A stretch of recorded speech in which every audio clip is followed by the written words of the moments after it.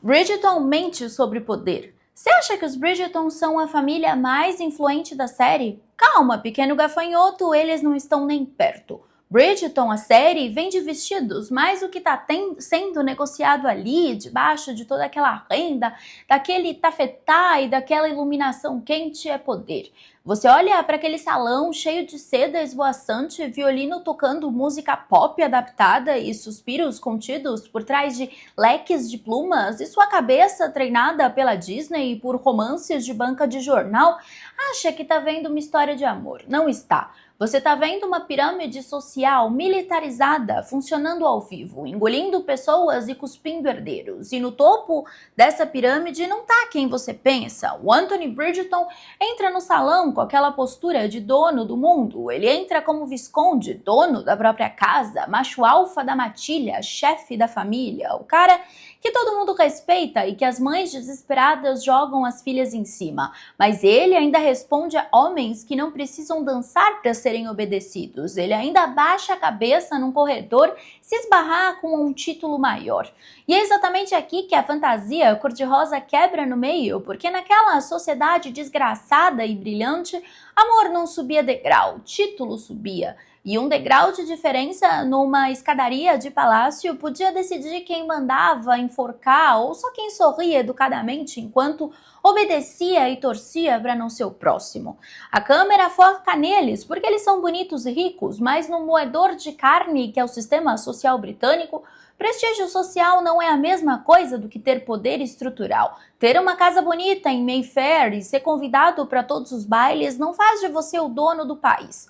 A verdade nua e crua é que os Bridgerton estão no meio da escada. Eles não estão no topo. Eles são a gerência intermediária de uma aristocracia que esmaga os fracos. Oi, coroados e curiosos, eu sou a Steph e hoje a gente vai desmontar a hierarquia real por trás da série Bridgerton, sem música de fundo, sem câmera lenta para seduzir o seu olhar e sem ilusão nenhuma de conto de fadas, porque entender quem realmente manda e quem apenas obedece naquela sala muda completamente a forma como você assiste a série e talvez mude de forma definitiva a forma como você entende o funcionamento do poder até hoje. Bridgerton não é um romance de época, é reprodução de elite. E para entender a regra do jogo, você precisa esquecer a palavra elegância. A aristocracia britânica nunca, em nenhum momento da sua história, foi uma sociedade elegante, fundada no bom gosto, nas belas artes ou na poesia. Eles querem que você acredite nisso, mas a verdade é que a nobreza era uma hierarquia militar implacável, nascida da violência medieval, que com o passar do século simplesmente se disfarçou de baile de gala para não assustar os camponeses com o cheiro de sangue que construiu aquelas fortunas. Cada título que você escuta a ser gritado pelo mestre de cerimônias na porta de um baile, conde, marquês, duque, visconde, não é um elogio estético, não é um apelido carinhoso para gente rica, é um crachá de controle governamental e militar. Cada título indicava exatamente quanto território você controlava com punho de ferro, o quão perto o seu avô esteve de matar e morrer pela coroa nas guerras civis do passado, e quanto poder político real você tinha para votar impostos, leis e enforcamentos dentro do parlamento britânico naquele exato momento. E tem um detalhe que a série não te conta, porque estraga completamente o romantismo do salão. A aristocracia britânica era ridicularmente pequena. No início do século XIX, existiam apenas algumas centenas de famílias tituladas, controlando a maior parte de terras produtivas na Inglaterra. Algumas estimativas colocam esse número em menos de 200 famílias realmente dominantes. Isso significa que quando você olha para aquele baile em Bridgerton cheio de gente elegante, aquilo não é uma multidão diversa, aquilo é praticamente um clube privado hereditário, onde todo mundo já se conhece, já tem alguma ligação de sangue com alguém ali e já fez negócio com a família do outro em algum momento nos últimos 200 anos. É uma Elite que vive dentro de uma bolha tão fechada que o casamento entre primos distantes vira praticamente inevitável. E a matemática aqui não tem espaço para sentimentalismo. Quanto mais alto o seu título, mais perto você estava do núcleo do Estado. Se você fosse um título baixo, você precisava da sociedade, dos bailes e da fofoca para se manter relevante e para não ser esquecido na poeira da história. Se você fosse o topo absoluto da pirâmide, a sociedade precisava de você. Você não ia aos bailes para ser visto. Os bailes aconteciam porque você permitia que eles acontecessem na sua rua. Então, no topo absoluto dessa cadeia alimentar, respirando ar que o resto do salão nem sonha em tocar, estava a monarquia. Durante a época da regência, que é quando o circo de Bridgerton acontece, a configuração é uma aberração de poder. O George III é o rei que está perdendo o cérebro pela loucura, trancado num castelo. A rainha Charlotte governa o cenário social na prática com a mão pesada de uma ditadora da moda, e o filho deles, o príncipe regente, futuro George IV, exerce o poder político sujo nos bastidores, gastando rios de dinheiro público em amantes, palácios e casacos de veludo, enquanto o povo morre de fome nas ruas de Londres. A leitura que você tem que fazer e que a série te mostra, mas não te explica, é o porquê daquele terror absoluto quando a rainha Charlotte entra no recinto. A corte inteira gira ao redor da coroa, com a língua de fora, babando por atenção, porque a monarquia é a dona da torneira da existência. Títulos não nascem de árvores, eles vêm da coroa. Terras não caem do céu, eles são dados ou confiscados pela coroa. Favores econômicos, monopólios comerciais de chá e açúcar, cargos militares de prestígio para aquele seu filho mais novo que não vai herdar nada, tudo isso vem da mão do monarca. Sem aquela proximidade física e política com o trono, nenhuma família britânica sobrevivia mais do que 2 ou 3 gerações antes de falir, ser engolida por rivais ou simplesmente desaparecer na obscuridade da classe média rural. E é por isso que o diamante da temporada não é um concurso de beleza para ego das meninas, é uma auditoria política. Se a rainha aponta o dedo para a filha de uma família, ela basicamente está dizendo para o resto do sistema: olha, o sangue deles me agrada, o dinheiro deles está protegido sob minha sombra e vocês estão autorizados a fazer negócios e casar com eles. Se a rainha vira a cara de nojo, a família perde o oxigênio de forma instantânea, os credores batem na porta no dia seguinte, os convites para as festas param de chegar e as filhas apodrecem sem marido. Todo mundo naquele salão de Bridgerton tá dançando a valsa sorrindo, fingindo que tá ali pela música e pela comida, mas os olhos de cada patriarca e de cada matriarca estão cravados no trono, porque a coroa é o sol. E se eles não olharem para você, você congela até morrer no escuro. Um pouquinho abaixo da monarquia, mas extremamente importante, a gente tem os duques. Se você acha que o Simon Basset era só um cara bonito com traumas de infância e uma colher de prata na boca, você está sendo enganado pela embalagem romântica da Netflix. No sistema real da aristocracia britânica, um duque não era um homem, ele era uma instituição. Ele era um pequeno soberano. Abaixo da família real, o título de duque é o ápice absoluto da cadeia alimentar. Não existe nada acima deles, além do próprio rei. E por que isso importa para o nosso roteiro? Porque a liberdade que o Simon tem de mandar a sociedade para o inferno não vem de atitude rebelde dele, vem do território que ele controla.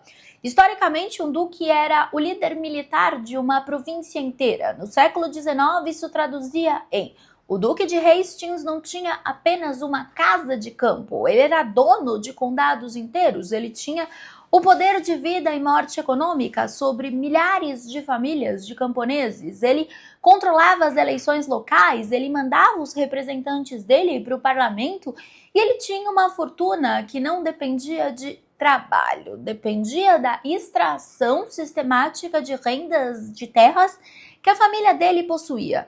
Desde que os ancestrais dele ajudaram algum rei a decapitar algum rival. E outra coisa que a série não mostra, os duques eram absurdamente raros. No início do século XIX, existiam um pouco mais de 20 ducados na Inglaterra inteira, num país com milhões de habitantes. Isso significa que quando um duque entrava num baile, ele não era só um homem rico, ele era um dos 20 e poucos indivíduos mais poderosos do país. Era como se um bilionário dono de metade do setor financeiro resolvesse aparecer numa festinha de bairro. Todo mundo olha, todo mundo calcula, todo mundo quer algum pedaço daquele poder. Então, quando um duque entra no salão de Bridgerton, o ar muda, porque ele é o único cara ali que pode olhar para a rainha e não sentiu o suor frio do desespero. Ele é um quase igual. E aqui entra uma curiosidade que explica por que o Simon pode agir como quer. Muitos duques britânicos eram tão ricos que a fortuna deles superava a renda anual de cidades inteiras. Às vezes, em partes da história, eram mais ricos que o próprio rei. Lembra do que eu comentei no vídeo do James VI? A coroa estava falida, os duques não, eles tinham até o próprio exército. Enfim, alguns controlavam dezenas de milhares de hectares de terra agrícola, minas, florestas e vilarejos inteiros que pagavam aluguel para viver ali. O Duque de Devonshire, por exemplo, naquela época era dono de propriedades tão vastas que o território dele atravessava condados inteiros. Então, quando um duque decide ignorar convenções sociais, ele pode fazer isso, porque a economia literalmente depende da família dele continuar existindo. É o tipo de poder que transforma um homem numa instituição.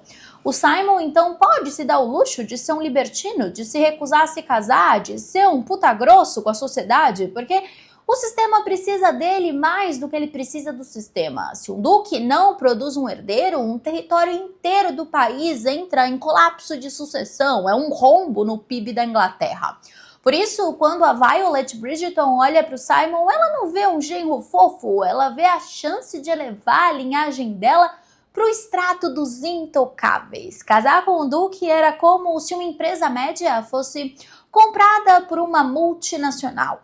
A marca Bridgerton ganha um selo de platina que ninguém pode arrancar.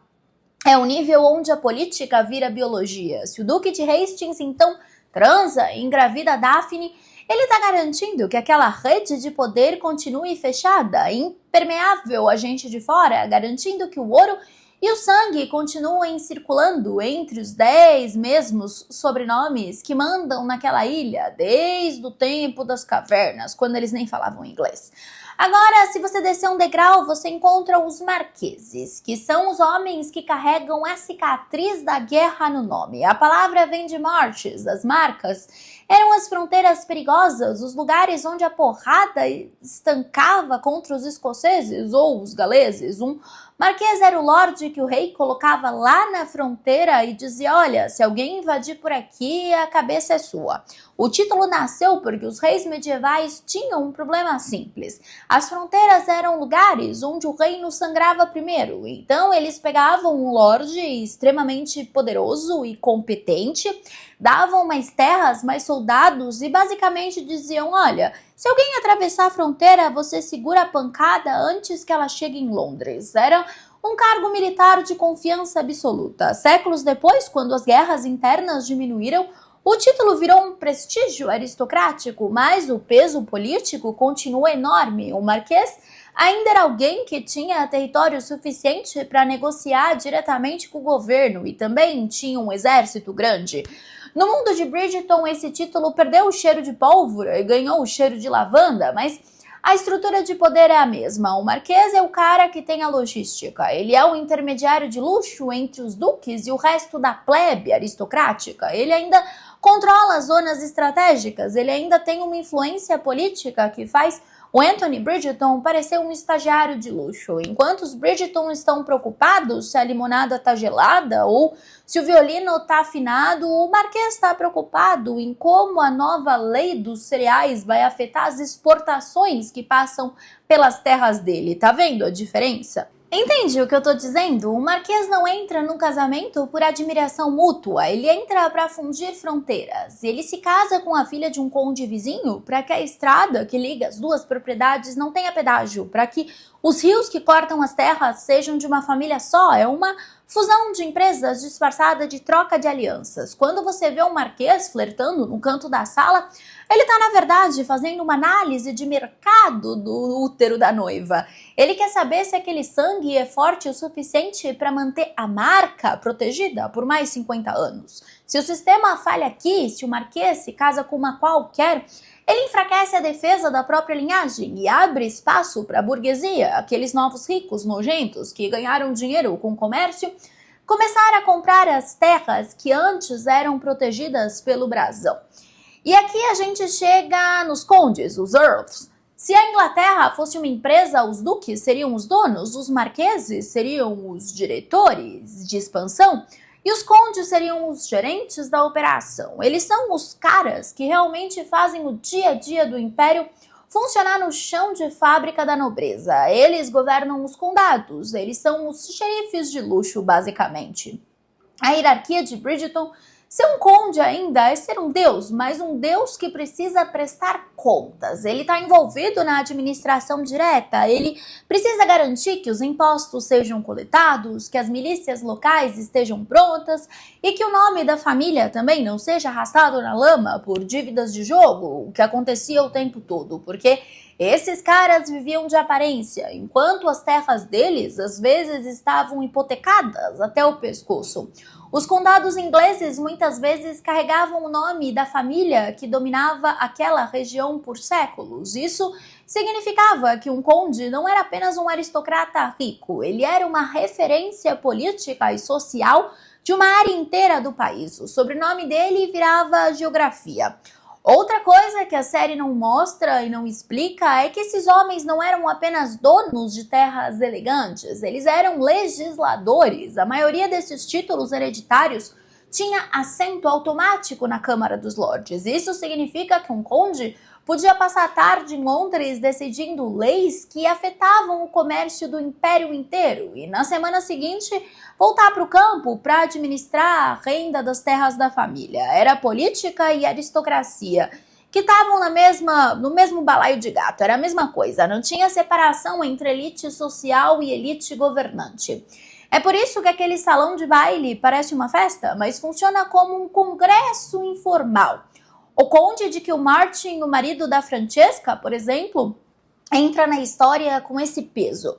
Ele não tem a arrogância soberana de um duque, mas ele tem a solidez de quem carrega o nome de uma região inteira nas costas. O drama do conde é que ele está no meio do fogo cruzado. Ele é alto o suficiente para ser alvo de inveja e baixo o suficiente para ser pisoteado por um duque se ele não for esperto. Por isso, a obsessão por etiqueta nessa camada é doentia. Quanto mais você está no meio da pirâmide, mais você precisa de regras rígidas para provar que você não é igual quem está embaixo. E é aqui que nasce aquela etiqueta asfixiante de Bridgerton, o jeito de segurar a xícara, o ângulo da reverência, o tempo exato de uma dança. Não é educação, é barreira. O conde usa a etiqueta para dizer eu sou nobre e você, barãozinho de merda, tá quase encostando lá na plebe. É o narcisismo das pequenas diferenças transformado em um sistema de castas, basicamente.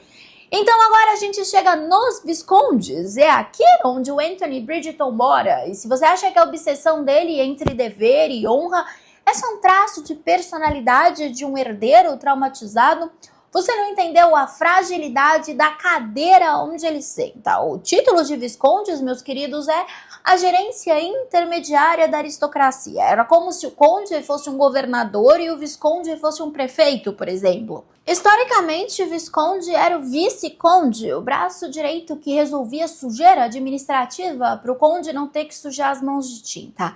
Na hierarquia de Bridgerton, ser um visconde significa que você tem o suficiente para ser alvo de todos os abutres, mas não tem o peso político de um duque para mandar o mundo se explodir e continuar sendo convidado para o chá na semana seguinte. O título de visconde nasceu originalmente como um subordinado do conde na Idade Média, mas na época de Bridgerton, isso era apenas um título hereditário dentro da aristocracia. O cargo administrativo tinha desaparecido, mas a hierarquia social continuava intacta. Mesmo sendo um título mais baixo que conde, os viscondes ainda eram parte da aristocracia legislativa britânica.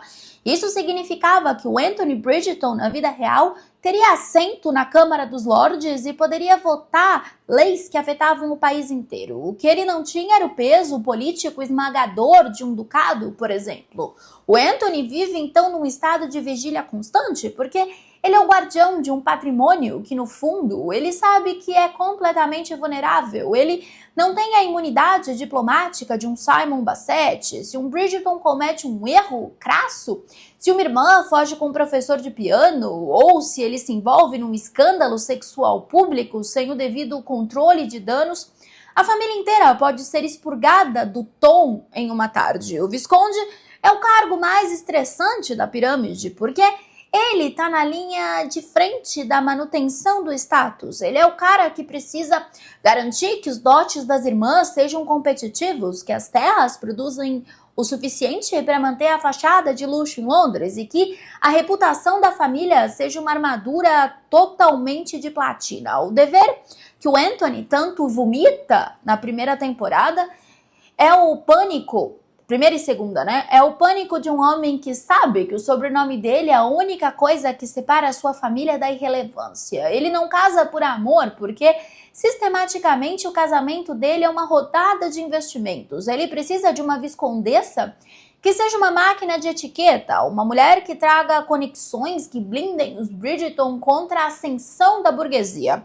O sistema exige que ele seja um carrasco de si mesmo, porque o Visconde é o elo que mantém a classe média rica longe dos portões do palácio. Se ele falha, ele não decepciona apenas seus antepassados, ele abre uma rachadura na estrutura de poder que os duques lá no topo não vão perdoar. Por isso ele é tão insuportável. Ele é um homem tentando segurar uma barragem com as mãos, enquanto a história tenta convencer de que ele só precisa de um abraço. Ele precisa realmente de garantias de capital, amados. Ele precisa de din-din. Agora, se o Anthony Bridgerton tá estressado, a mãe da Penélope estava no modo sobrevivência do apocalipse. Bem-vinda à base da pirâmide de títulos, os barões. No sistema britânico, o barão é o último degrau antes de você virar um Zé Ninguém com muito dinheiro.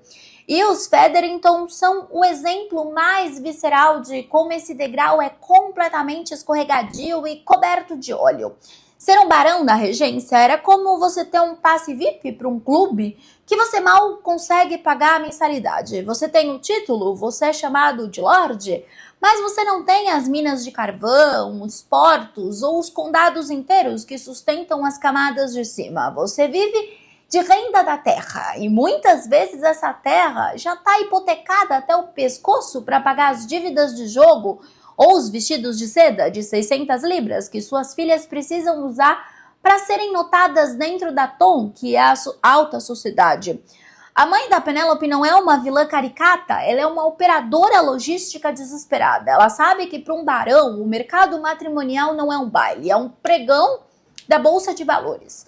Cada filha é uma commodity que precisa ser vendida pelo preço mais alto antes que a sua data de validade social expire. Quando então o pai da Penélope, o barão, morre e deixa a família no caos, o sistema mostra sua face mais cruel, o entailment. Como eles não têm um herdeiro homem direto, a propriedade e o título passam para um primo distante, um estranho, deixando as mulheres da casa à mercê da caridade masculina. É o descarte sistêmico em estado puro. A baronia é o lugar onde a nobreza sangra. É onde o desespero de classe é tão real que você é capaz de falsificar documentos, trapacear em apostas e empurrar suas filhas para homens que elas odeiam, tudo para não ter que enfrentar o maior tabu da sociedade, a queda para o gentry, ou pior, para o trabalho manual. O barão é o para-choque da aristocracia, ele é o primeiro a sentir o impacto da crise e o primeiro a ser sacrificado quando o sistema precisa de um exemplo de quem não soube jogar.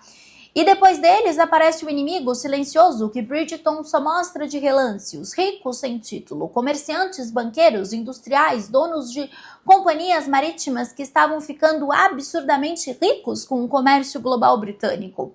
Essa gente tinha dinheiro, às vezes mais dinheiro do que muitos viscondes, mas não tinha um brasão. E para a aristocracia isso era quase ofensivo, porque dinheiro novo não vinha com pedigree. Então o sistema criou uma solução prática e extremamente hipócrita. A burguesia comprava terras, comprava casas de campo e tentava casar as filhas com os nobres falidos. O dinheiro subia, o título descia e o sistema continuava fechado. E se você acha que isso parece familiar, é porque continua acontecendo. Enfim, agora esquece os nomes e os rostos, vamos falar da verdadeira vilã. da mão invisível que aperta o espartilho de todo mundo, até dos homens que não usam. Em Bridgerton, a etiqueta não é educação e nem bom gosto, a etiqueta é a polícia política de um estado totalitário disfarçado de salão de baile. Naquela sociedade, você não era preso por discordar do governo, você era exilado socialmente por usar o garfo errado ou por dançar 2 vezes com o mesmo homem sem um anúncio de noivado. A Tom, que é a alta sociedade dos bailes e que mostra em Bridgerton, funcionava como uma corporação fechada, onde a Lady Whistledown era o serviço de inteligência. A função dessas regras absurdas era garantir que o produto, as mulheres de sangue nobre, fosse mantido puro e controlado. O sistema tem pavor de mistura. Se você permite que o amor decida casamentos, você permite que o capital saia do controle das grandes famílias. A etiqueta é o arame farpado que protege os bilhões de libras da aristocracia. Todo aquele ritual de apresentação à rainha, que eu posso até contar como que era essa apresentação, também tinha na era vitoriana, é na verdade um exame de conformidade. Se você aceita, você é uma peça funcional da máquina. Se você é rejeitada, você é sucata. E o mais brilhante e perverso desse sistema é o que ele faz com as próprias vítimas, elas serem os seus maiores vigias. A Violet Bridgerton e a Lady Danbury não são apenas matriarcas fofas, elas são guardiãs do muro. Elas garantem que as regras sejam seguidas porque elas sabem que se o muro cair, a proteção delas cai junto. O sistema de Bridgerton produz uma ansiedade crônica que a série pinta como emoção, mas na verdade é o medo constante de ser o próximo a ser triturado pela engrenagem. E aqui vem um detalhe histórico que parece cruel demais para ser verdade, mas era absolutamente normal. Muitas negociações de casamento incluíam planilhas de renda e avaliação de terras antes mesmo dos noivos se conhecerem direito.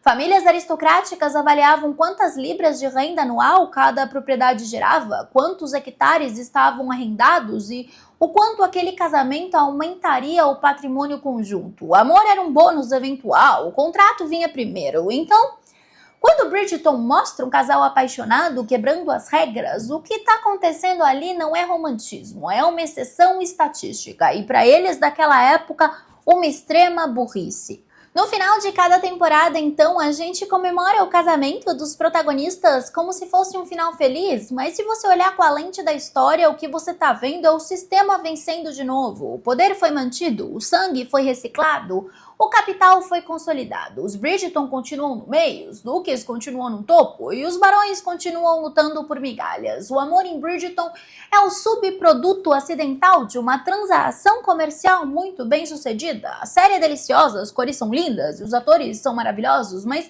nunca se esqueça, o salão de baile é um campo de batalha. O leque é um escudo e o casamento é a rendição final à estrutura que não permite que ninguém seja verdadeiramente livre. Naquele mundo, você pode até escolher quem você ama, desde que essa pessoa tenha o pedigree certo para manter a pirâmide de pé. E eu espero que você tenha gostado desse vídeo. Aproveita e se inscreve no canal, se torna membro para continuar vendo conteúdos todos os dias, sem passação de pano, sem maquiagem e desse jeito irônico que a gente gosta. Eu te espero amanhã às 8 horas da noite para o próximo Steph Flix. Um beijo grande!